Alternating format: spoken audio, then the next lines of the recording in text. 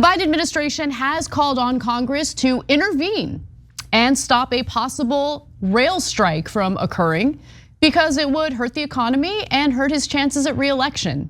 Why do I say that? Well, Biden had a very different take on a rail strike that took place in 1992. But before we get to that, here's what Biden said. I'm calling on Congress to pass legislation immediately to adopt the tentative agreement between railroad workers and operators without any modifications or delay to avert a potentially crippling national rail shutdown. Now that national rail shutdown would cost the economy $2 billion a day, and it would obviously hurt Biden's chances at getting reelected. I now take you to a tweet by More Perfect Union that shows you where Biden stood back when he didn't have reelection looming. In 1992, Senator Joe Biden voted against ending a major rail strike. He argued that by intervening, Congress would be rewarding the railroad companies for years of bad faith negotiation. Yesterday, President Biden asked Congress to intervene to prevent a rail strike. And of course, Nancy Pelosi has already raised her hand and said, yes, sir, I will serve you, and more importantly, the corporate donors. And it's not just the rail employers here.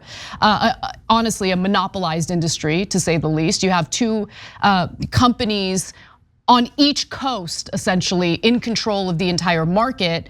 But you have all of these other industries that are concerned about a rail strike leading to supply chain issues, which would of course hurt their bottom line.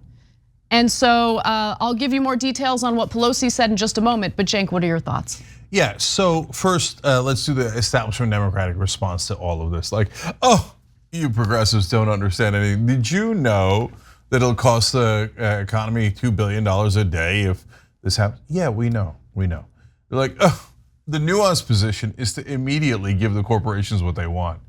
Is it? Is that the nuanced position? Let me flip it back on you. Did you know that Biden can force and Congress can force the companies to take the union position?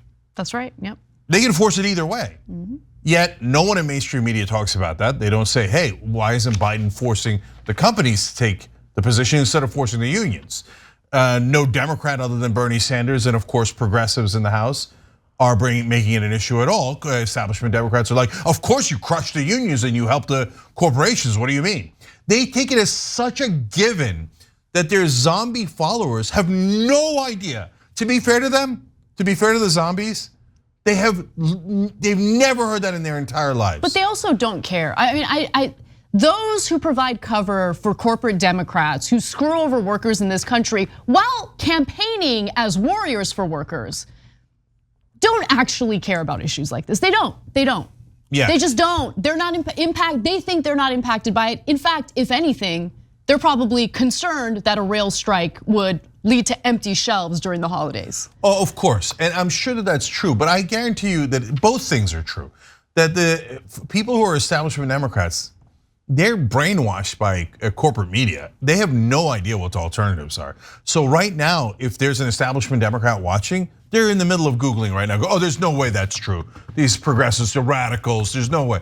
And then by the way, when you're done Googling, come back and find out that we're the ones that are actually telling you the truth, okay? Yeah. So why does Biden choose the companies?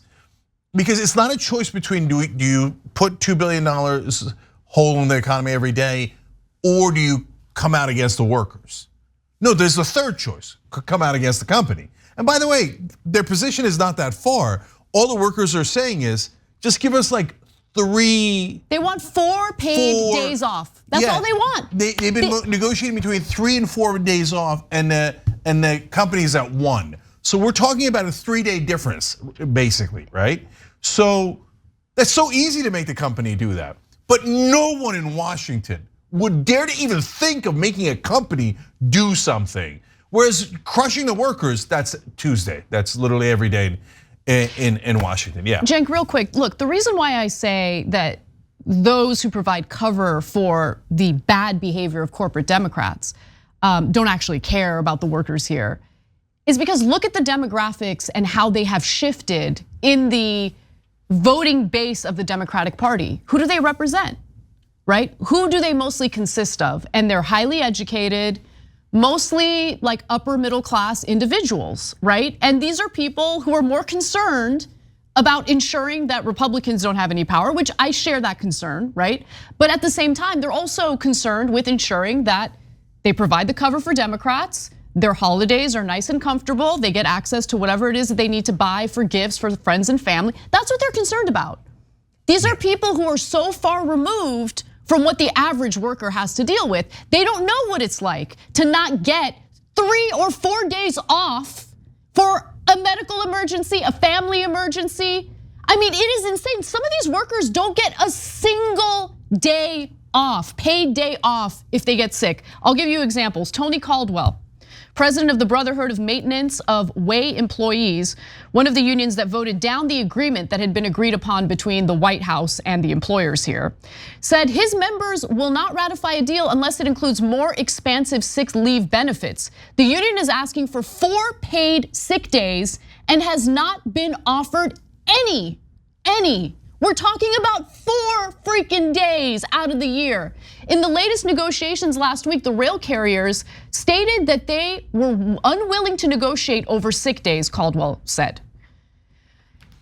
Okay.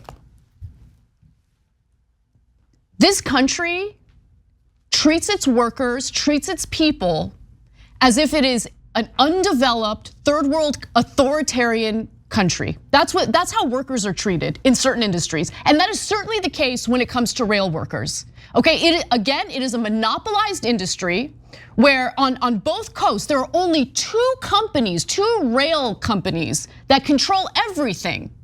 And so if their service sucks, what are people supposed to do? What are companies supposed to do when they need to move product across the country? What are they supposed to do? They have no choice. And over the last few years, these companies have already been cutting their workforce significantly because, hey, labor, they might need them, but labor also happens to be expensive.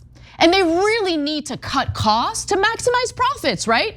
They gotta pay dividends, they gotta do corporate stock buybacks. And if having a tiny workforce is not enough to ensure that service is smooth, who cares? It's not like you've got any other options. And that's why these workers are being overworked, and that's why these workers are not being given the minimal time off that they're asking for. Because they're expected to work overtime. They're expected to make up for the fact that these companies intentionally cut their workforce because they wanted to save on money that they were paying on salaries. Because instead of paying salaries, they could use that money to do the dividends and to do the corporate stock buybacks. That is how the sausage is made in this country. And people like Joe Biden, goons like House Speaker Nancy Pelosi, who love that corporate cash flowing into their coffers, oh, they will always provide cover for these corporations, for these greedy, disgusting companies that treat their workers like garbage. That's who Nancy Pelosi is. That's who Nancy Pelosi is. She'll go up there, she'll talk on the podium talking about how she cares about the children. I care about the children. I care about these people. And you don't care about anyone other than yourself, okay? The mansion you live in Northern California. I mean, the insider trading you engage in on a regular basis, that's who Nancy Pelosi is. The Democratic Party, mainstream Democratic Party, does not represent workers in this country. They used to in times past, they don't anymore. And then they wonder why young progressives don't like them. Yeah, and of course, again, if you listen to mainstream media, you wouldn't have heard none of that. When Pelosi announced that she was stepping down from leadership, every article was master legislator, one of the greatest legislators of all time. What an incredible working class Democratic hero. Absurd. She took over $1 billion in large money donations. She serves large money. Yep. Okay, that's 100%. Okay, now in this case, last 2 things here. Number one, the union should do something very simple, just as a matter of at a minimum as rhetorical framing. Hey, you know what?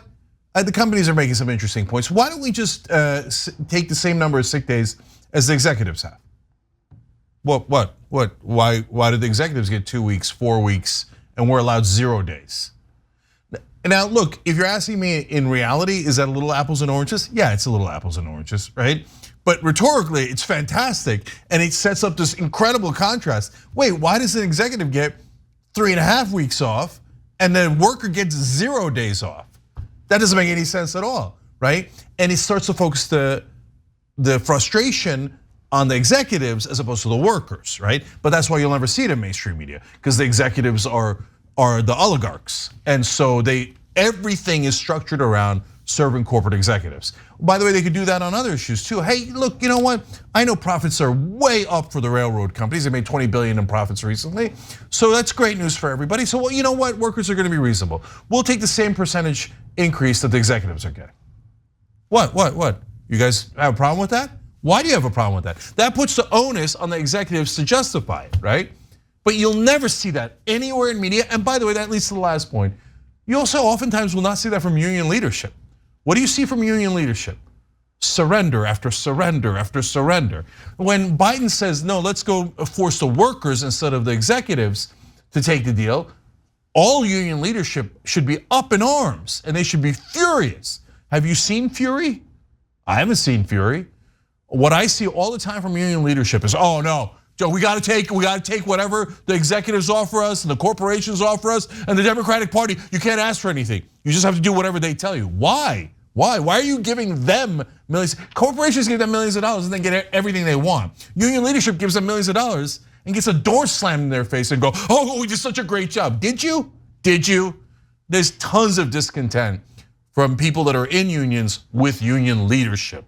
Final thing I'll say, and I'm skeptical about this, and I want to be clear, but if this were to happen, it would certainly help the Republican Party outflank Democrats in terms of being further to the left on protecting workers. Senator John Cornyn tells reporters that he thinks there could be substantial Republican support for Bernie Sanders' amendment to give rail workers more paid sick leave. He's also suggesting it could possibly pass. Schumer responded to this by saying, we're working with McConnell to try to get something done and avoid a shutdown.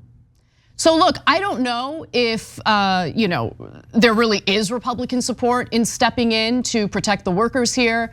I'm skeptical considering the history that we've seen with Republicans looking out for corporations, certainly far more than Democrats had.